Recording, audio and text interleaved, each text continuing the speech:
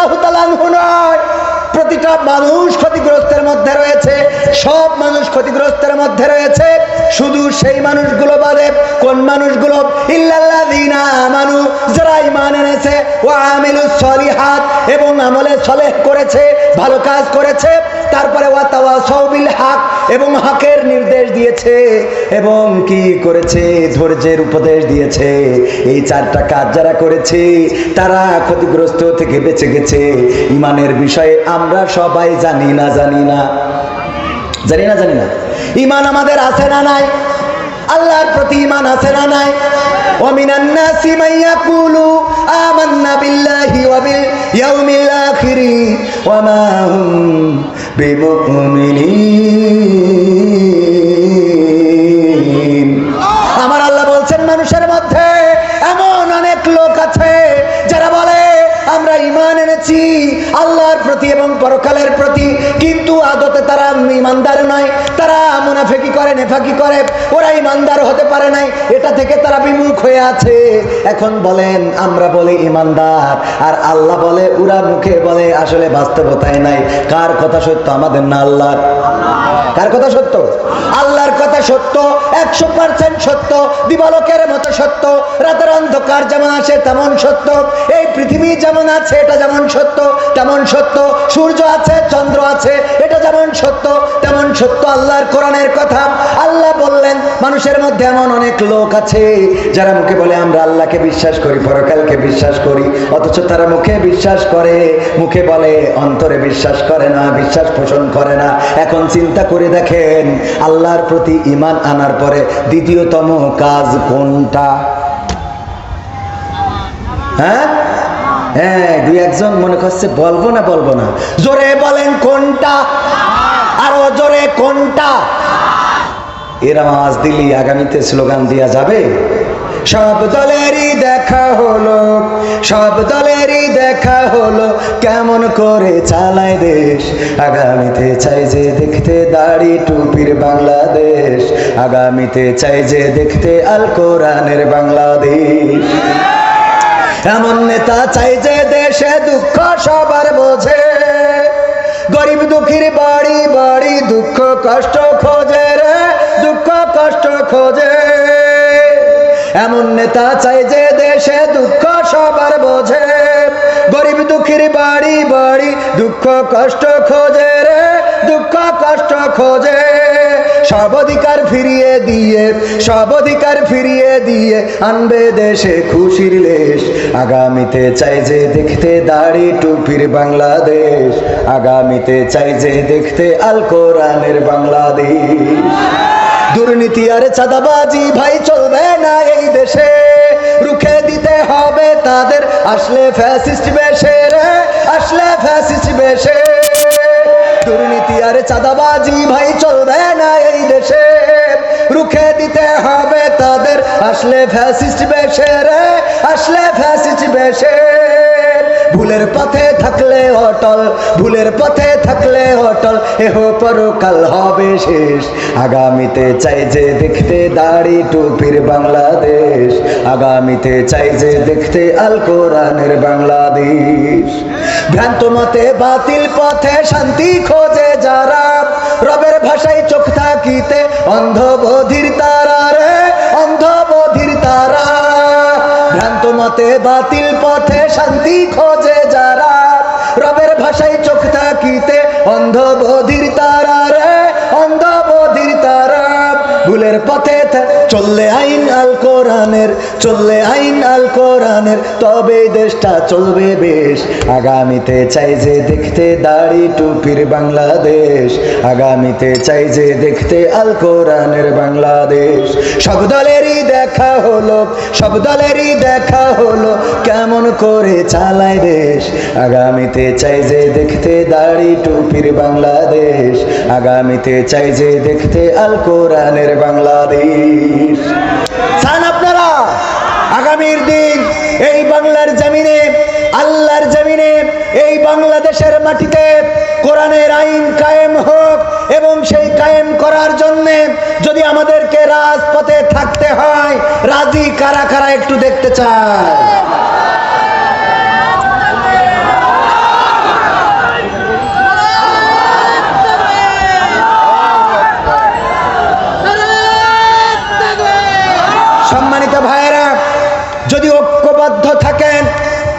চরমনায় জামাত, হেফাজত, যত ওলামায়ে কেরাম আছে, পাশাপাশি যারা প্রকৃত অর্থে আল্লাহকে ভালোবাসেন, রাসূলকে ভালোবাসেন, তারা যদি ঐক্যবদ্ধ হন তাহলে বাংলাদেশে 5ই আগস্টে যেমন এক ধাক্কায় আমরা অনেককে বর্ডার পার করে দিয়েছি, আর একটা ধাক্কায় এই জমিনে কোরআনের রাজ কায়েম হয়ে যাবে ইনশাআল্লাহ। এই ধাক্কা দিতে রাজি আছেন? যদি রাজি থাকেন ঐক্যবদ্ধ থাকতে হবে, বাতিলের রক্ত চক্ষুকে উপেক্ষা করতে হবে। আর বাতিলকে স্পষ্ট করে বলে দিতে চাই, আমরা কোন দলের হয়ে কাজ করি না। আমাদেরকে জামাতের বলবেন হবে না, আমাদেরকে হেফাজতের বলবেন হবে না, আমাদেরকে আটরশি, ফুরফুরা, অন্যান্য যত দল আছে তাদের দলের ট্যাগ লাগাবেন হবে না। আমরা দল করি আল্লাহ ও তার রাসূলের দল, বলেন ঠিক কিনা? কারণ এই জমিনে যদি কোন ইসলামী দল আল্লাহর আইনের বিপক্ষে যায়, আমরা সেই ইসলামী দলকে বঙ্গোপসাগরে ফেলে দেব, ঠিক না ঠিক? আর যদি কোনো অনইসলামিকও ইসলামের পক্ষে আসে, বুকটা উদার রেখেছি, জড়িয়ে বুকে তুলে নেব। এটাই তো অনেকেই আমাদের ভুল বোঝে, মনে করে মনে হয় কোনো দলের হয়ে আসছি, কোনো দলের হয়ে কথা বলবো। আমরা তো আল্লাহর দলের। কার দলের? অ্যাডভোকেট গাজী এনামুল হক আল্লাহর কথা এবং আল্লাহর আইন নিয়ে যদি চলের সাথে আসি, যদি আল্লাহর আইন নিয়ে না চলে তাইলে তার পিছনে সাখাতি যাওয়ারও টাইম আমাদের নাই, ঠিক না ঠিক? এই জায়গায় বিএনপির কোন নেতা, অন্য দলের কোন নেতা যদি বলেন কোরআনের আইন দিয়ে চালাবো, সেই দলের পিছনে মেহনত করবো, বলেন ঠিক কিনা? অনেকেই বোঝে না, মনে করে হুজুর না পাগল। আমরা আল্লাহর দলের লোক। কার দলের লোক? ডাক্তার শফিকুর রহমান যদি কয় যে কোরআনের আইন দিয়ে দেশ চালাবো না, তাইলে আমরাও শফিকুর রহমানকে বলবো তোমার সাথে আমরা চলবো, ঠিক না ঠিক? তোমার সাথে চলা হবে না। হ্যাঁ, মাশাআল্লাহ। আমাদের প্রিয় জাহাঙ্গীর স্যার আপনার এলাকার সন্তান, আপনার অঞ্চলের কৃতি সন্তান, অসংখ্য ওলামায়ে কেরামের সাথে ওনার সম্পর্ক রয়েছে। কিন্তু এই সম্পর্ক থাকলে অনেকেই ভুল ধারণা পোষণ করে যে উনি মনে হয় এই করি, উনার তো আল্লাহ কামাই ইনকাম কম দিন, কথা কয় না, এরকম মনে করে না? করে না। আমাকে, আব্দুল আলামিন ভাইকে, আমির হামজা ভাই সহ ওলামায়ে কেরামকে মহব্বত করেন, ভালোবাসেন। বাতিলের যখন শাসন ছিল সেই সময় উনি আমাদের পাশে ছিলেন। মাদ্রাসা করবেন, একটা করছেন। এই মাদ্রাসা ইন্টারন্যাশনাল মানের মাদ্রাসা হবে। আপনারা এটা কি চান? ভালো কাজ যেই করুক তার সাথে থাকার দরকার আছে না নেই? ভালো কাজ যে করবে তার পক্ষে থাকতে হবে। আজকে আলোচনার টপিকও ওইটা ছিল। আল্লাহ বলেছেন ঈমান আনতে হবে আর আমলে সলেহ করতে হবে। ঈমানের পরেই কোন কাজ? আমলে সলেহ কাজ। ঈমানের পরে যে কাজটা সেটা তো আছেই, মানে এই আয়াতে কারিমা অনুযায়ী ঈমানের পরে আল্লাহ কি বলেছেন? আমলে সলেহ। কি বলেছেন? কথা কয় না। আমলে সলেহ, ভালো কাজ, সৎ কাজ, নেক কাজ, এই করার তাগিদ করেছেন কে? আল্লাহ রাব্বুল আলামিন। আর আমি যে আলোচনায় ছিলাম যে ঈমান আনার পরে পরবর্তী দায়িত্ব আমাদের উপরে কি চলে আসে, বলেছিলেন তো কয়েকজন, কি আসে? নামাজ। যদি কেউ কালেমা পড়ে এমন সময়ে, যেই সময় সূর্য অস্তমিত হয়ে যাচ্ছে, নামাজের হারাম ওয়াক্ত শুরু হয়ে যাবে, কিন্তু আল্লাহু আকবার বলার মতো সময় রয়েছে, তাইলে তার উপরে ওই আসর নামাজটা ওয়াজিব হয়ে যাবে। যদি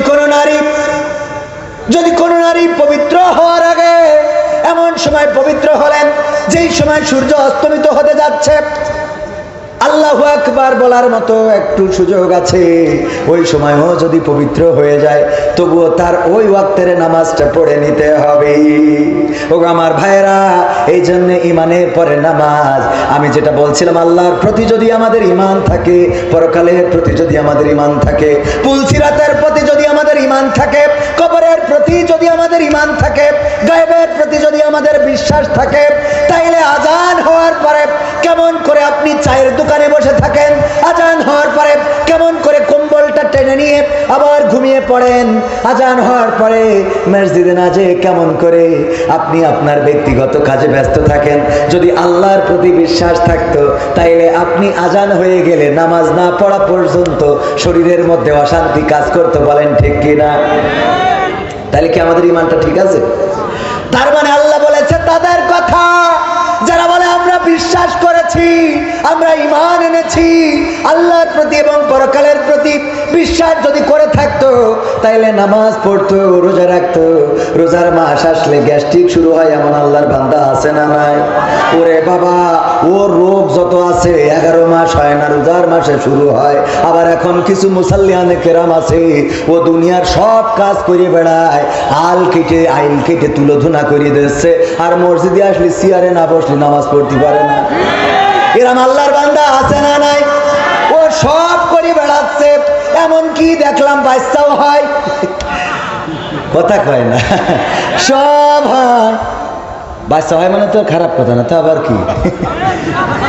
ও আমার ভাইরা, এরপরে মসজিদে এসে চেয়ার নিয়ে বসে, চেয়ার ছাড়া নামাজ হয় না রে, ওর মতো ফাকেল আর কেউ হইতে পারে না। ঠিক না বেঠে? আল্লাহর কাজ করতে গেলে যত মাজায় ব্যথা, আল্লাহর কাজ করতে গেলে সিজদা। আরে বাবা, সিজদাটা যদি আল্লাহর জন্য হয়, কপালটা যখন আল্লাহর কাছে লাগাবেন। যতবার কাবাতে গেলাম, কেন জানি কাবার কাছে যখন গেটটা দিয়ে ঢুকি, ওই গেট দিয়ে যখন ঢুকার পরে কাবার ওই গ্লাসটা চোখে পড়ে, চোখ থেকে অশ্রু বিগলিত হয়। যতবার কাবায় যে হাত তুলেছি চোখের পানিটা ধরে রাখতে পারি না। যে রিয়াজুল জান্নাত মসজিদে নববীতে, সেখানে ঢুকে সিজদায় পড়ে থাকলে মনে হয় এই সিজদাটা আমৃত্যুকাল, মৃত্যু না হওয়া পর্যন্ত সিজদা থেকে উঠবো না। পুলিশ জোর করে উঠিয়ে দেয়। যারা হজে গিয়েছেন তারা জানেন, হজে গিয়েছেন, ওমরা আছেন না, পুলিশ জোর করে উঠিয়ে দেয়, ও আল্লাহর বান্দা ওঠো, তাড়াতাড়ি করে বের হও, আরো অন্য গ্রুপ ঢুকবে। সিজদায় গেলে মাথাটা নত করলে রিয়াজুল জান্নাতে কি শান্তি, এত শান্তি। আল্লাহর জন্য সিজদাটা যদি দিতে পারেন, আমরা একেবারে কাঠঠোকরার মতো ঠোকর মেরে নামাজ পড়ি, এটা করা যাবে না। নামাজ পড়বেন একেবারে খুশু খুজুর সাথে, রুকুটা করবেন সুন্দর করে, সিজদাটা করবেন সুন্দর করে। আপনি মাথায় রাখবেন, আপনি আল্লাহকে দেখেন না, কিন্তু দেখেন আল্লাহ আপনাকে দেখে না, দেখে না, আল্লাহ আপনাকে দেখে। সুতরাং আল্লাহ আপনাকে দেখছেন, এটা মাথায় রেখে রুকু করবেন, সিজদা করবেন, তাসবিহগুলো সুন্দর করে পাঠ করবেন, সিজদায় যাবে আর আল্লাহর কাছে বলবেন, মনের চাওয়াগুলো আল্লাহর কাছে বলবেন। দুটি হাত তুলে যারা মুনাজাত করে, আমি বলি 2 হাত তুলে মুনাজাতের চেয়ে যদি সিজদায় যেয়ে মুনাজাত করেন, এটা আল্লাহর কাছে আরো অধিক কবুল করার জন্য আল্লাহর কাছে এটা গ্রহণযোগ্য হয়ে যায়। বলেন সুবহানাল্লাহ। তাহাজ্জুদের নামাজে সিজদায় পড়ে সুবহানা রাব্বিয়াল আলা এটা বলেন। এরপরে আপনার চাওয়াগুলো বলেন, ওগো রব তুমি পবিত্র, তুমি আমার কষ্ট দূর করে দাও, তুমি আমার অভাবটা দূর করে দাও, তুমি আমার চাকরির ব্যবস্থা করে দাও, তুমি আমার লেখাপড়ায় কামিয়াবি দান করে দাও, তুমি আমার ঘরে নেক পাত্রী দিয়ে দাও। আর যেই বোনেদের ভালো বিয়া হচ্ছে না, বয়স চলে যাচ্ছে, আল্লাহর কাছে বলেন, আল্লাহ তুমি আমাকে সুন্দর একটা পাত্র দিয়ে দাও। তাহাজ্জুদের নামাজে আল্লাহর কাছে মাথা নত করে চোখের অশ্রু ফেলে গভীর রাত যদি কাঁদতে পারেন, আল্লাহর নবী বলেছেন, আল্লাহ রাব্বুল আলামিন আরশ আজিম থেকে ফেরেশতাদেরকে ডেকে বলেন, ওগো ফেরেশতারা, আমার ওই বান্দাগুলো সবাই যখন ঘুমানো, তখন এই বান্দাগুলো কেন এই রাতের অন্ধকারে এইভাবে সিজদায় পড়ে কান্নাকাটি করে, চোখের পানি কেন ফেলে? ফেরেশতারা বলে, ওগো আল্লাহ তুমি তো আমাদের থেকে ভালো জানো, তুমি তো বান্দার মনের খবর রাখো। আল্লাহ বলে, তোদের কাছ থেকে শুনতে চায়। ফেরেশতারা বলে, আল্লাহ ওই মানুষগুলো গুনাহ করেছে, ওই মানুষগুলো জেনা করেছে, ওই মানুষগুলো অন্যায় করেছে, ওই মানুষগুলো বাতিলের গোলামি করেছে, ওই মানুষগুলো অভাবে রয়েছে, ঋণগ্রস্ত রয়েছে, ওই মানুষগুলো রোগগ্রস্ত রয়েছে, কষ্টে রয়েছে, সংসারে অশান্তিতে রয়েছে। এই জন্য এই গভীর রাতে সবাই যখন ঘুমানো, তখন জেগে উঠে তোমাকে ডাকছে, যেন তুমি ডাকের সাড়া দাও। তুমি তো উত্তম ডাকের সাড়া দানকারী। আল্লাহ রাব্বুল আলামিন ফেরেশতাদেরকে বলেন, ওগো আমার ফেরেশতারা, তোমরা সাক্ষী থেকে যাও, এই গভীর রাতে যারা উঠলো, উঠে যারা আমাকে ডাকলো, আমার কাছে চাইলো, আমি ওদের সকল চাওয়াগুলো আমি আল্লাহ পাওয়া করে দিলাম। বলেন সুবহানাল্লাহ। এটা কি আমার কথা? এটা এটা বিশ্ব নবী সাল্লাল্লাহু আলাইহি সাল্লাম বলেছেন। সুতরাং রাত জাগবেন, তাহাজ্জুদের নামাজ আদায় করবেন, আল্লাহর কাছে কাঁদাকাটি করবেন, গুনাহের জন্য কাঁদবেন, কষ্টের জন্য কাঁদবেন, অভাবের জন্য কাঁদবেন। আল্লাহ রাব্বুল আলামিন আপনার কষ্ট অভাব দূর করে দিবেন। আপনি সুখ চাইবেন, আল্লাহ সুখ দেবে। আল্লাহ আত্মিক প্রশান্তি দান করে দিবে। আল্লাহ রাব্বুল আলামিনের কাছে মাথা নত করে দিবেন। তার মানে ঈমানের পরের কাজ হলো নামাজ আদায় করা। এরপরে আপনি সাওয়াম পালন করবেন, যাকাত দিবেন, হজ করবেন, এবিলিটি থাকলে এটা ইসলামের স্তম্ভ গেল। আর সূরা আসর অনুযায়ী আপনি কি করবেন? আল্লাহ বলছেন ঈমান আনবেন, এরপরে সৎকর্ম করবেন। সৎকর্মের মধ্যে ছোট একটা টিপস আপনাদেরকে দিয়ে যাই। সৎকর্ম যারা করতে চান মসজিদে তো যান, মসজিদে যাওয়ার পরে মসজিদের মুসাল্লিদের জুতোগুলো থাকে এলোমেলো, এই জুতোগুলো একটু ঘুরিয়ে সোজা করে দেওয়া যাবে না? যাবে না? যাবে। এটা সৎকর্ম, এই কাজগুলো করেন। ছোট্ট কাজ, কিন্তু এই কাজের সওয়াব বেশি না কম? ছোট কাজ।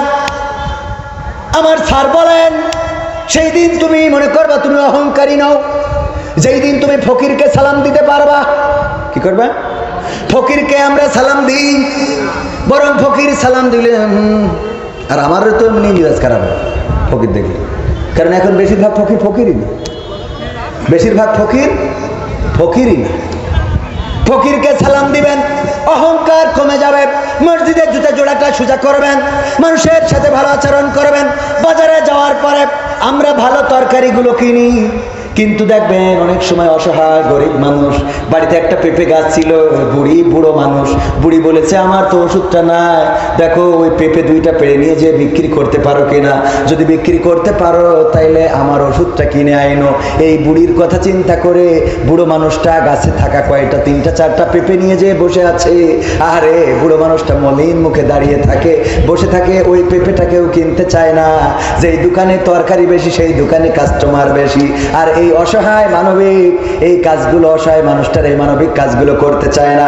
আমলে সালেহ হলো আপনি বাজারে যাবেন, দেখবেন সবচেয়ে কে খারাপ অবস্থায় আছে, কার দোকানে কাস্টমার কম, কার কাছে মালামাল কম, কে ছোট দোকান, তার দোকানে যান, কেনাকাটা করেন, যেন এই মানুষটা স্বাবলম্বী হতে পারে।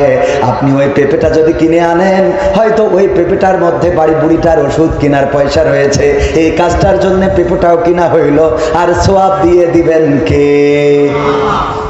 আমলে চলে, বুঝেছেন তো? ছোট কাজ, কিন্তু এই কাজগুলো অনেক বড়, অনেক বড় সোয়াব আল্লাহ রাব্বুল আলামিন আপনাকে দিয়ে দিবেন। সম্মানিত ভাইয়েরা, কথা বেশি বাড়াবো না। বাবা তোমার দরবারে সব পাগলের খেলা। তারপরে আরো গান শুনতে চেয়েছি।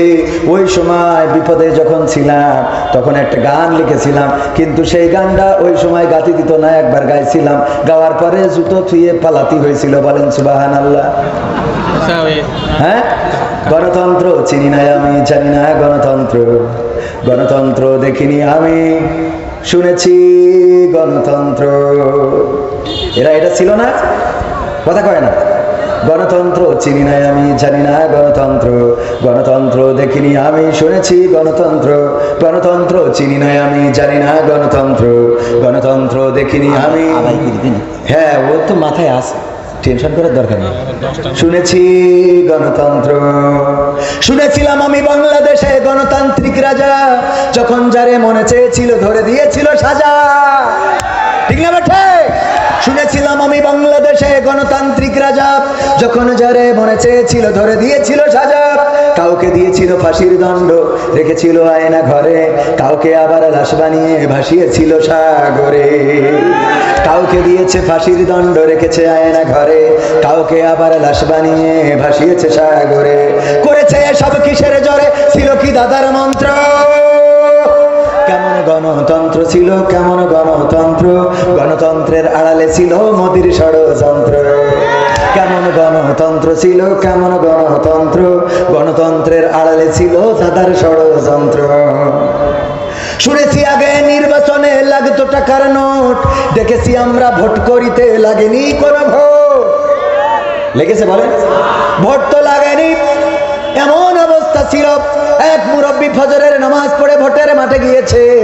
যাওয়ার পরে বলল, বাবা আমার নাম্বারটা কত দেখো, দেখে আমার ভোট দেওয়ার স্লিপটা দাও। নাম্বার দেখে বলতেছে, চাচা এত কষ্ট করে কেন আসলেন? কয় কেন আসবো না, ভোট দেওয়ার জন্য তো আইছি। কয় আপনি মুরব্বী মানুষ, এত কষ্ট করে আসলেন, আমরা তো আপনার কাজটা সেরে দিয়েছি। কয় তা কি করে হবে, এই সকালবেলা তো আমরা রওনা দিয়েছি। কইলো আপনি রওনা দিয়েছেন কটার সময়? কয় ফজর পড়ে। ওরা কয় আমরা তাহাজ্জুদ পড়ে তো কাম সারিয়েছি। কি করেছি আমরা? তো তাহাজ্জুদ পড়ে কাম সেরে ফেলেছি।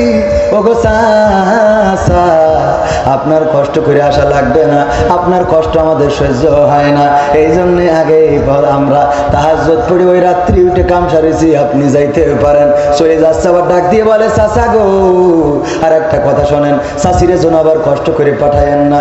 কয় কেন? কয় চাষি তো, চাষির ভোট, বুড়ো বলতেছে চাষি তো মানে তোমার চাষি কি ভোট দিয়েছে? বলছে হ্যাঁ চাষির ভোটটাও দিয়া শেষ। বলছে আরে কারে বিয়ে করিলাম রে আমার সোনার ময়না পাখি, কোন বাদোষে ভোট দিয়ে গেলি আমার দিলি ফাঁকি রে আমার কলজের ময়না পাখি। বুড়ো চাচা বলছে, ওরে আল্লাহ তোমার চাচির মতো নেমো খারাম পাওয়া যায় না, এত বড় নেমো খারাম কেমনে হইল, যার জন্য আমি এখনো পথ চেয়ে থাকি, সে এমন একটা কাজ কেমনে করে গেল। ওই ভোটের যারা দায়িত্বে বলতেছে, চাচা কেন, চাচি কি এমন অন্যায় করেছে? বলছে তোমার চাচি মারা গেছে আজ 11 বছর হয়ে গেল, 11 বছর পরে এসে ভোটটা দিয়ে গেল, কিন্তু আমার সাথে দেখা করে গেল না, এর মতো নেমো খারামের সাথে কেমনে আমি জান্নাতে যাব রে? কথা কি বোঝা গেছে? শুনেছি আগে নির্বাচনে লাগতো টাকার নোট, দেখেছি আমরা ভোট করিতে লাগেনি কোনো ভোট। ভোটের আগেই পাশ হয়েছে মন্ত্রী মিনিস্টার, লাগেনি মিছিল, লাগেনি মিটিং, লাগেনি তো পোস্টার। নির্বাচন কমিশন ছিল ইন্ডিয়ান কোন যন্ত্র। কেমন গণতন্ত্র ছিল, কেমন গণতন্ত্র, গণতন্ত্রের আড়ালে ছিল মোদির ষড়যন্ত্র। কেমন গণতন্ত্র ছিল, কেমন গণতন্ত্র, গণতন্ত্রের আড়ালে ছিল দাদার ষড়যন্ত্র। বিরোধী দল যারা সংসদে ছিল তারা ছিল পোষা ময়না, দেশ জ্বলে পুড়ে হয়েছিল ছাই, তবুও তো কিছু কয় না। বিরোধী দল যারা সংসদে ছিল তারা ছিল পোষা ময়না, দেশ জ্বলে পুড়ে হয়েছিল ছাই, তবুও তো কিছু কয় না। শাসনে ছিল না সততা নিষ্ঠা, বিচারের ছিল না মান, সংসদে বুঝি তাই শোনা যেত মমতাজের গান। এখন কি শোনা যায়? শাসনে ছিল না সততা নিষ্ঠা, বিচারের ছিল না মান, সংসদে বুঝি তাই শোনা যেত মমতাজের গান। বিরোধী দল নাই, ওটা তো ছিল ডিজিটাল ষড়যন্ত্র। কেমন গণতন্ত্র ছিল, কেমন গণতন্ত্র, গণতন্ত্রের আড়ালে ছিল দাদার ষড়যন্ত্র। কেমন গণতন্ত্র ছিল, কেমন গণতন্ত্র, গণতন্ত্রের আড়ালে ছিল মোদির ষড়যন্ত্র। নায়েবে রাসূল কোরআনের পাখি বলতো মানুষ যারে, সেই মানুষের 13টি বছর রেখেছিল কারাগারে। নায়েবে রাসূল কোরআনের খাদেম বলতো মানুষ যারে, সেই মানুষের 13টি বছর রেখেছিল কারাগারে। দিনের কথা বলতে গেলেই করতো গ্রেফতার, ইসলামী বই কোরআন হাদিস করতো যে উদ্ধার। কোরআনের কথা বলতে গেলেই করতো গ্রেফতার, ইসলামী বই কোরআন হাদিস করতো যে উদ্ধার। ওসবে নাকি থাকতো লেখা নাশকতার মন্ত্র। কেমন গণতন্ত্র ছিল, কেমন গণতন্ত্র, গণতন্ত্রের আড়ালে ছিল দাদার ষড়যন্ত্র। ছিল না, ছিল না? এই জন্যে দাদা নিয়ে গেছে না যায় নাই? আর আমাদের দেশটাও বেকায়দায় চলে গেছে। এমপিরা সব কোথায় গেল, মন্ত্রীরা সব কোথায় গেল, কোথায় কাদের কাকা? তাদের ছাড়া দেশটা এখন লাগে ফাঁকা ফাঁকা। পালাবো না, পালাবে না, পালাবে না, যাই না তবু দেখা, পালাবে না, পালাবে না, যাই না তবু দেখা। তাদের ছাড়া দেশটা এখন লাগে ফাঁকা ফাঁকা, ওদের ছাড়া দেশটা এখন লাগে ফাঁকা ফাঁকা। আইন মন্ত্রী আটকে গেছে আইনেরই ফাঁকে, দাড়ি ছাড়া দরবেশেরও ভণ্ড ভণ্ড লাগে। আইন মন্ত্রী আটকে গেছে আইনেরই ফাঁকে, দাড়ি ছাড়া দরবেশের ভণ্ড ভণ্ড লাগে। শুনছি কত নেতা নেত্রী খাইতেছে ভাই ডান্ডা, বিচারপতি কালামানিকের ফাটিয়েছে আন্ডা। পলকেরও ঝলক গেল, পলকেরও ঝলক গেল থামিয়ে নেটের চাকা, তাদের ছাড়া দেশটা এখন লাগে ফাঁকা ফাঁকা, ওদের ছাড়া দেশটা এখন লাগে ফাঁকা ফাঁকা। কই গেল সেই সংসদেতে মমতাজের গান, কোথায় গেল হযরত বলা স্বামী মুসলমান? কই গেল সেই সংসদেতে মমতাজের গান, কোথায় গেল হযরত বলা স্বামী মুসলমান? ইনু মেনন দীপু মনি আছে কারাগারে, বাপ করিলেও পাপ কখনো ছাড়ে কি আর তারে? কোথায় গেল স্পিকারের, কোথায় গেল স্পিকারের দৃষ্টি আঁকা বাঁকা, তাদের ছাড়া দেশটা এখন লাগে ফাঁকা ফাঁকা, ওদের ছাড়া দেশটা এখন লাগে ফাঁকা ফাঁকা।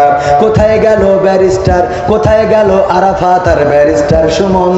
কথা বলার সময় তারা করেনি ওজন। মুরগি কবির খাইছে ধরা, জাফর কোথায় আছে? গোপনে কি সেও গেছে মোদি দাদুর কাছে? কোথায় গেল সালামের, কোথায় গেল সালামের কাড়ি কাড়ি টাকা, তাদের ছাড়া দেশটা এখন লাগে ফাঁকা। লাগে না লাগে না? ওগো আমার ভাইয়েরা, সময় বড় অল্প, আমার তো 2 ঘন্টা এমনি পাষাণ ভাঙতে ভাঙতে চলে যায়। যেহেতু লেখালেখি করতেছে, লেখেন যত মন চায়। ভাইরা আমার, আমার জাহাঙ্গীর স্যার যত মন চাই লিখুক, কারণ লেখাপড়া করে স্যার হয়েছে, লিখবে না কেন? ঠিক না ভাই? ঠিক। আপনি লিখতে থাকেন, সারা রাত লেখেন, কোনো অসুবিধা নেই। আমাদের কাজ আমরা করি, রাজি আছেন না নাই? আমার সাথে আপনারা একসাথে আছেন না নাই? কারা কারা আমার সাথে ঐক্যবদ্ধ দেখি? ঐক্যবদ্ধ? লিল্লাহি তাকবীর, আল কোরআনের আলো, আল হাদিসের আলো, আমার নেতা তোমার নেতা, নারায়ে তাকবীর। আমার সাথে কেন থাকবেন? কারণ আমি যতক্ষণ পর্যন্ত আল্লাহ তার রাসূলের কথা বলবো ততক্ষণ পর্যন্ত থাকার দরকার আছে না নাই? কিন্তু যখন এর বাইরে বলবো তখন কি থাকা যাবে? থাকা যাবে? এখন যদি আমি আপনাদের বলি, ভাইয়েরা আমার, আমি একটা মনিরামপুরি একটা সিনেমা হল বানাবো, একটু টাকার দরকার, বলেন দেবেন নাকি কেউ? দেবেন কেউ? কিন্তু যদি বলি এই মাহফিলি টাকা লাগবে, দিতে রাজি আছেন না নাই? এই জোরে বলেন, রাজি আছেন না নাই? কারণ আমি খারাপ জিনিসের জন্য যদি চাই, দিয়া যাবে? বলেন দিয়া যাবে? দিয়া তো যাবে না, যাবে না। কিন্তু ভালো জিনিসের জন্য যদি চাই, দিয়া দরকার আছে না নাই? এই কথার সাথে একমত কারা কারা? হাত উঁচু করেন। আপনারা একমত? একমত? জোরে টান টেনে করেছেন? যুবক রেডি, একদম প্র্যাকটিক্যালে পরীক্ষা হয়ে যাবে আজকে। ও আমিও তো হাত উঁচু করে বলিস, 500 টাকা দেন ধার, আমার ধার আমি পরে শোধ করে দিচ্ছি। ওই রাশে পেমেন্ট বিকাশে না? না আমি হাত উঁচু করেছি না, আমি না দিলি ওরা নিজে হুজুরি 2 নম্বর করে 500 দেন। ঠিক আছে, 1000 টাকা তুলে দেন, দেখেন না। এই হাত কই উঁচু করেন, নারায়ে তাকবীর। হাত দেখছেন কে?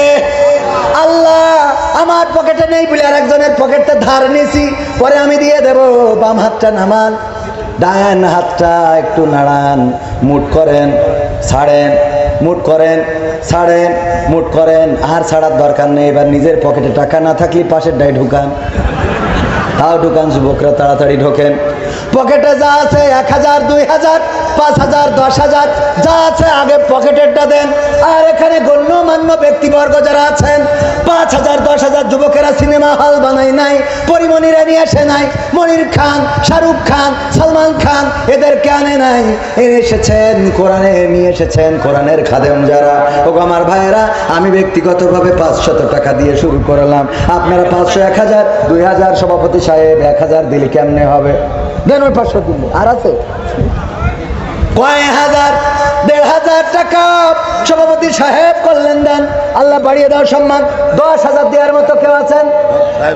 সাহেব আলী সাহেব 1000 টাকার এক কান বঙ্গবন্ধুর নোট দান করলে আল্লাহ কবুল করে নাও, নেক হায়াত দিয়ে দাও। আর একজন 2000 না কিটা শফিকুল ইসলাম 1000 টাকা, আল্লাহ 500 টাকার 2 কান নোট। এই মা বোনদের মধ্যেও যান, মা বোনেরাও টাকা নিয়ে বসে আছে, এমন গিরে মারা মারে ওই টাকা আবার আয়রন করতে পাঠাতে হয়। টাকার একেবারে আনসার আলী জোয়ারদার না রয়ে তাকবীর, আনসার আলী সর্দার 2000 টাকা দিয়েছেন নগদ। আল্লাহ দানকে কবুল করো। গতবার একজন 10,000 টাকা দিয়েছিল, গত বছর একজন, আমি ছিলাম না, অন্যরা ছিল, 10,000 টাকা দিছিল। গতবার 10,000 টাকা আর এবারের 10,000 টাকার মধ্যে পার্থক্য আছে না নাই? একটু 12,000 দিলি মোটামুটি ঠিক হয়। তাও অন্তত গতবার যেহেতু 10,000 দিছিল একজন, এইবারও অন্তত একজন দুইজন 10,000 টাকা। দেখি কোন আল্লাহর বান্দা আছেন নাকি দেওয়ার মতো নগদ বাবাকিতে। ওগো আমার ভাইয়েরা, কেউ মাহরুম হবেন না, পকেটে হাত ঢুকান, 1 টাকাও যদি থাকে দিয়ে দেন। আল্লাহ রাব্বুল আলামিন বলেছেন, ইন্নাল্লাহা আশতারা মিনাল মুমিনিনা আনফুসাহুম ওয়া আমওয়ালাহুম বিআন্না লাহুমুল জান্নাহ। আমার আল্লাহ বলেছেন, যদি তোমরা আমার রাস্তায় খরচ করো, আমার রাস্তায় জানমাল দিয়ে দাও, আমি বিনিময়ে তোমাদের জান্নাতটা দিয়ে দেব। সুতরাং সেই জান্নাত পাওয়ার জন্য পকেটের অর্থগুলো খরচ করেন। আমার যুবকেরা প্রতিটা বছর এত সুন্দর করে আয়োজন করে আর আপনাদেরকে ভালো ভালো কথাগুলো শোনাই। ওগো আমার ভাইয়েরা, আজকে আলোচনার মধ্যে যেটা ছিল, আমাদের পুরুষেরা ভালো হতে হবে, নামাজি হতে হবে, দিনদার ইমানদার সত্যবাদী হতে হবে, পরহেজগার তাহাজ্জুদ গুজারি হতে হবে, তাইলে আমাদের নারীরাও অটোমেটিক ভালো হয়ে যাবে। আর যদি ভালো না হয় রে, তাইলে ওই নারীর বাইরে বিকল্প আবার বিয়েও করা যাবে। ওগো আমার ভাইরা, এটা হলো আমাদের আপনাদের প্রতি নসিহা। তারপরে আমার যুবকদের প্রতি, এই আপনারা উঠছেন কেন? প্রধান বক্তা উনি কিছুক্ষণের মধ্যে চলে আসবেন। আমার কাছে এখনো গান শোনার রিকোয়েস্ট। বাবা, তোমার দরবারে সব পাগলের খেলা, এই গানটা শুনতে চেয়েছে। আপনারা এরম করলে তো শোনানো হবে না, তাড়াতাড়ি করে টাকা দেন। আর কেউ আছেন স্টেজে? 1,000 2,000 একজন মারা গেছে, তার পক্ষ থেকে 500 টাকা দিয়ে দোয়া চেয়েছে, আল্লাহ দানকে কবুল করো, আল্লাহ তুমি দয়া করে তার আত্মার মাগফিরাত দান করো। আর একজন 200 টাকা দিলে কবুল করে নাও। আমার মা বোনেরা, বড় টাকার নোট থাকলে আমাদের কাছে পাঠিয়ে দিতে পারেন, নাম ধরে দোয়া করে দেবো। আমি মুসাফির মানুষ, যুবক মানুষ, আল্লাহ চাইলে আমার দোয়া কবুল করতে পারে না? পারে না? বলেন পারে না? পারে না? কবুল করার রাইট আছে। আমি যুবক, আবার আমি মুসাফির, আমি এসেছি দূর থেকে এখানে। আমার নবী বলেছেন, মুসাফিরের দোয়া আল্লাহ ফিরান না। আমার আল্লাহর নবী বলেছেন সাল্লাল্লাহু আলাইহি সাল্লাম, তিনি বলেছেন যুবকদের দোয়াও আল্লাহ ফিরান না। সেই ওসিলায় আজকে যারা আছেন, নগদ যদি দান করেন, আমি দোয়া করে দেবো 5,000 10,000 2,000 3,000। সামনে বসে থাকে কোনো মানুষ, নগদ কোনো নোট যদি দিয়ে যেতে পারেন। আরেকজন কিটা 100 টাকা দিয়ে আল্লাহ দানকে কবুল করে নাও, নেক হায়াত দিয়ে দাও, মনের স্বপ্ন পুরা করে দাও। আর কে আমার মাদ্রাসা করবেন? আমার যে মাদ্রাসা করবেন, নামটা সুন্দর একটা নাম লিখেছে মাদ্রাসার, দারুল কুরআন হাফেজিয়া মাদ্রাসা, ওই তিনখানা কোদলাপাড়া, কোদলাপাড়া পূর্বপাড়া। আমার স্যার এই মাদ্রাসার উদ্যোগটা নিয়েছেন, শিক্ষা অনুরাগী মানুষ। আল্লাহ এই মাদ্রাসাটা কবুল করে নিন, সেই মাদ্রাসার ওসিলায় কিছু আল্লাহর রাস্তায় দান করে দিন। 13ই ডিসেম্বর, কতই ডিসেম্বর? 13ই ডিসেম্বর তাফসিরুল কোরআন মাহফিল, কোদলাপাড়া পূর্বপাড়া। প্রধান বক্তা থাকবেন মুফতি আমির হামজা, উনি আসবেন 13ই ডিসেম্বর, মনে রাখবেন। এবং আপনারা ওই দিন সবাই আসবেন। আল্লাহ আমাদের সকলকে আসার তৌফিক দান করুন, বলেন আমিন।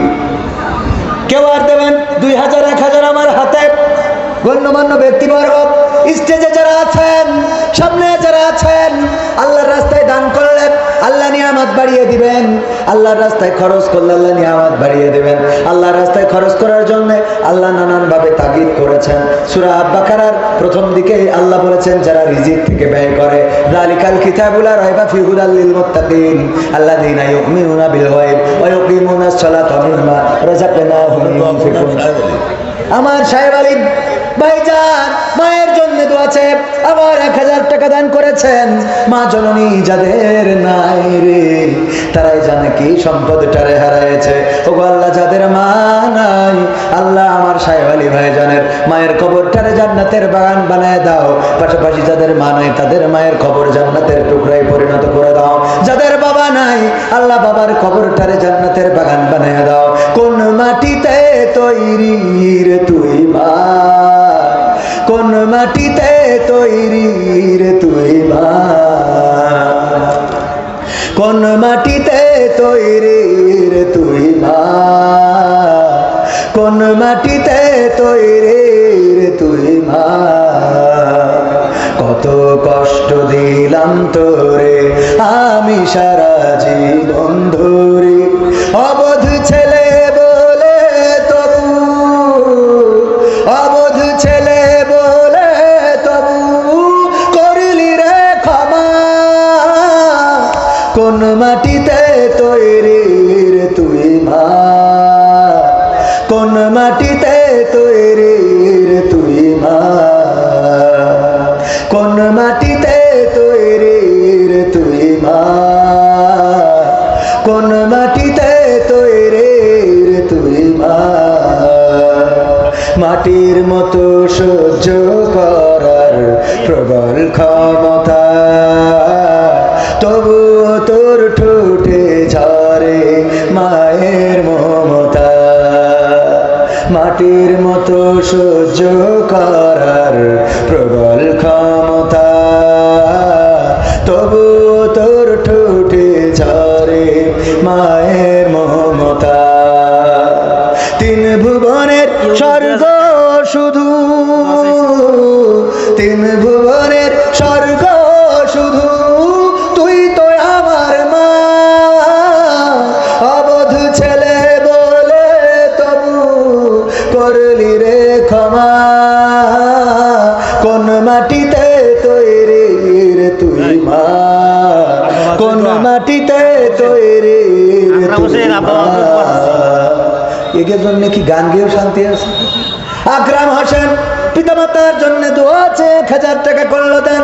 আর একজন কিডা ওবায়দুল কাদের, ও ইউনুস, ইউনুস 2000 টাকা দান করলেন, পিতামাতার জন্য দোয়া চেয়েছেন। আল্লাহ দানকে কবুল করে নাও, নেটে দিয়ে দাও।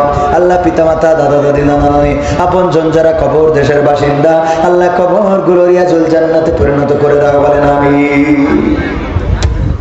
আর কেউ আমার যুবকেরা বিয়ে হয় না, আমার কাছে টাকা দিয়ে দোয়া নাও, বিয়ে হবে। কারণ আমি সাতক্ষীরায় একজনের দোয়া করে দিলাম, বিয়ে হইল কিন্তু পরে ছাড়াছাড়ি হয়ে গেছে। বিয়ে তো হয়েছে, কি নাম জানি, হ্যাঁ ইমন পানপুরি, হ্যাঁ আমার রিপন পানপুরি, ইমন না রিপন, রিপন পানপুরি দোয়া করেছি, বিয়ে হয়েছে, তবে এখন সংসারী। পরের বার আবার দোয়া করে দিলাম, পরে ভালো জায়গায় হয়েছে। আল্লাহ আমার দোয়ায় মাঝে মাঝে কাজ হয়, আবার মাঝে মাঝে একটু টাওয়ার পায় না। কই বাগেরহাট থেকে দোয়া চেয়েছে, হুজুর 1000 টাকা দিলাম, হাসপাতালের নামে দোয়া করে দেন। আমি দোয়া করলাম, আল্লাহ রে এই বাগেরহাটে যত মানুষ আছে সব রুগী বানাই দাও। ও মা হঠাৎ দাঁড়ান, এই কথাটা বলে নিতাম। হঠাৎ পরের দিন দেখি আমার কাছে মেসেজ দিয়েছে, হুজুর গো কি দোয়া করে দিয়েছেন, আজকে উপরের তে লোক এসে, পুলিশ এসে আমাদের হাসপাতালে 1 লাখ টাকা জরিমানা করতে গেছে। তাহলে দোয়া উল্টো কাজে করে না মাঝে মাঝে। এবার বলেন কি হয়েছে, কন কি হয়েছে? একজন কিন্তু অনেক আগের টাকা, কারোর ছবি না, 500 টাকা কিরাম একজন ভাবি না, একজন চাষি 500 টাকা দিয়ে আল্লাহ দানকে কবুল করো, আর একজন 100 টাকা। আর আমি কলা মহিলাদের ওখানে যেতে হবে, আছে লোক আছে, তাই ঠিক। কারণ আমার তো ভাড়া করে নিয়ে আসে, হুজুর গান গাও, হুজুর ওয়াজ করো, হুজুর কালেকশন করো, হুজুর মহিলাদের মধ্যে কালেকশন করে নিয়ে আসো। এক কাজে কয় কাজ, এই জন্য একটু টাকাও বেশি, এটা ক্ষতি হয় না। ও আমার ভাইরা, যা মানুষ জানে না আল্লাহ সেটা জানে না, জানে না। সুতরাং যেটা করি সেটা তো করি। ভাইরা আমার একটা মাদ্রাসা আছে, ঠিকানা তানজিমুল কোরআন ক্যাডেট মাদ্রাসা। আমার গত বছরের ওয়াজের টাকা আর এই বছরের ওয়াজের টাকা ওখানেই যাবে। পাশাপাশি আবার নতুন করে উদ্যোগ নিয়েছি, একটা হাসপাতাল করব। আপনাদের কাছ থেকে ওয়াজের টাকা নিয়ে আর একটা হাসপাতাল করার পরে তারপরে আর একটা মিনি মার্কেট করে তারপরে আর টাকা নেবো না। মা বোনেরা, আপনাদের মধ্যে আমাদের ভাই বোনেরা আছে যারা মহিলা স্বেচ্ছাসেবিকা যারা আছে, দয়া করে দান করেন আল্লাহর রাস্তায়। যদি দান করেন, মা বোনীদের কাছে আল্লাহ নবী যখন চাইতেন তখন নাকের ফুল, কানের দুল এইগুলো খুলে দিয়ে দিতেন, বলেন সুবহানাল্লাহ। আল্লাহর নবীর মহিলা সাহাবীরা এত দান করতেন, স্বর্ণ অলংকার গুলো সামনে ভিবে হয়ে যেত। শুধু তাই নয়, কলিজার টুকরা সন্তানদেরকে দিয়ে দিতেন। একবার একজন মহিলা সাহাবী ছোট্ট বাচ্চা শিশু নিয়ে এসেছেন, এসে বলছেন, ওগো নবী, এই বাচ্চা শিশুটা আপনার সাথে যুদ্ধে পাঠাতে দিতে চায়। বলল, এই নেদা বাচ্চা, এই ছোট বাচ্চা যুদ্ধের ময়দানে নিয়ে যেয়ে কি করব? এই ছোট বাচ্চাটা না যুদ্ধ করতে পারবে, বরং তারে ধরার জন্যই তো আরো লোক লাগবে, আমাদের তো যুদ্ধে আরো ব্যাঘাত ঘটে যাবে। ওই সাহাবী বললেন, ওগো নবী, আমি জানি আমার সন্তান যুদ্ধ করতে পারবে না, আমি জানি আমার সন্তানের যুদ্ধ করার মতো শক্তি সামর্থ্য এখনো হয় নাই, কিন্তু নবী গো, আপনার সাথে যুদ্ধ করার সৌভাগ্য এই সন্তান বড় হওয়া পর্যন্ত এই সন্তান কি পাবে আপনার সাথে যুদ্ধ করার সৌভাগ্য? এই জন্য আমি চেয়েছি আমার সন্তানকে আপনার সাথে যুদ্ধে পাঠাবো। ওগো নবী, আমার সন্তান তরবারি ধরতে পারবে না, আমার সন্তান তীর নিক্ষেপ করতে পারবে না, কিন্তু আমি এটা বিশ্বাস করি, যদি কোনো তীর আপনার দিকে ছুড়ে দেয়, ওই তীর যদি ছুটে আসে, আমার সন্তানকে ঢাল হিসেবে ব্যবহার করতে আপনি পারবেন। খানেসা রাদিয়াল্লাহু তাআলা আনহা সন্তান, চারটা ছেলে সন্তান, ডাক দিয়ে বললেন, ওগো আমার সন্তান, যুদ্ধে চলে যাও। বিশ্ব নবী মুহাম্মদ সাল্লাল্লাহু আলাইহি ওয়াসাল্লাম যুদ্ধের জন্য ডাক দিয়েছেন, যাও ফজরের নামাজ আদায় করে যুদ্ধে চলে যাও। চারটা সন্তানকে ডেকে দিলেন, উঠে চলে গেল যুদ্ধের ময়দানে। যুদ্ধ করতে করতে করতে করতে চারটা সন্তান শহীদ হয়ে গেল। খবর আসলো খানেসা রাদিয়াল্লাহু তাআলা আনহার কাছে, ওগো খানেসা, জানো নাকি তোমার কলিজার টুকরা চারটি সন্তান আজকে বিশ্ব নবীর সাথে যুদ্ধে গিয়ে শহীদ হয়ে গিয়েছে। খানেসা রাদিয়াল্লাহু তাআলা আনহা তাড়াতাড়ি করে দুটি হাত আল্লাহর কাছে তুলে দিলেন আর বললেন, ওগো আল্লাহ, তুমি আমার চারটা সন্তান বলে সম্পদ দিয়েছিলে, আমার সন্তান ছিল আমার সম্পদ, এই ছাড়া তো আমার সম্পদ কিছু ছিল না। ওগো আল্লাহ, আমি পরকালের ময়দানে তোমার কাছে কি আমল নিয়ে দাঁড়াবো এই চিন্তায় পেরেশান ছিলাম, সেই চিন্তা থেকে আজকে মুক্ত হয়ে গেলাম। আল্লাহ, আমার চারজন কলিজার টুকরা সন্তান, যাদেরকে বুকের দুগ্ধ দিয়ে আমি মানুষ করেছি, যাদের পায়খানা পোশাক পরিষ্কার করেছি, যাদের কষ্ট, যাদের জন্য দিন রাত পরিশ্রম করেছি, কষ্ট করেছি, সেই চারজন সন্তান আমি তোমার নবীর সাথে যুদ্ধে দিয়েছিলাম, চারজনই শহীদ হয়ে গেছে। আল্লাহ, পরকালের ময়দানে যেদিন আমার ডাক দিয়ে বলবা, ওগো খানেসা, তোমার কোন আমল আছে, সেই আমলের জন্য আমি তোমার জান্নাত দিতে পারি। আল্লাহ, আমি তোমার কাছে বলবো, মাবুদ, আমল তেমন করতে পারি না, আমার চারটা কলিজার টুকরা তোমার নবীর সাথে যুদ্ধে দিয়েছিলাম, শহীদ হয়েছে, আমি চারজন শহীদের মা, এই ওসিলায় যদি তুমি চাও তাহলে আমারে ক্ষমা করে দিতে পারো। বলেন আল্লাহু আকবার। এমন ছিল আমার বিশ্ব নবী সাল্লাল্লাহু আলাইহি সাল্লামের মহিলা সাহাবাগণ, পর্দা করতেন, সন্তান স্ত্রীরা পর্দা করে চলতেন। আমার মা বোনেরা এখন পর্দা করেন। আল্লাহ বললেন, ওয়া করনা ফি বুয়ুতিকুন্না ওয়ালা তাবাররাজনা তাবাররুজাল জাহিলিয়াতিল উলা। ও নারীরা, তোমরা পর্দা করতে থাকো, দোয়া চলে গেল। একজন মহিলা 500 টাকা দিয়েছে, নাম বলতে নিষেধ করেছে, আর মহিলা মেম্বার 500 টাকা দিয়েছে, আল্লাহ দানকে কবুল করে না। তারপরে কিটা দিয়েছে, আর একজন দিয়েছে 300 400 সাড়ে না 500, আল্লাহ কবুল করে না। আর এক মহিলা 1000 টাকা বাবার জন্য একটু দোয়া চাই। মাশাআল্লাহ, আল্লাহ আমাদের একজন বোন 1000 টাকা দিয়েছেন, বাবার জন্য দোয়া চেয়েছেন।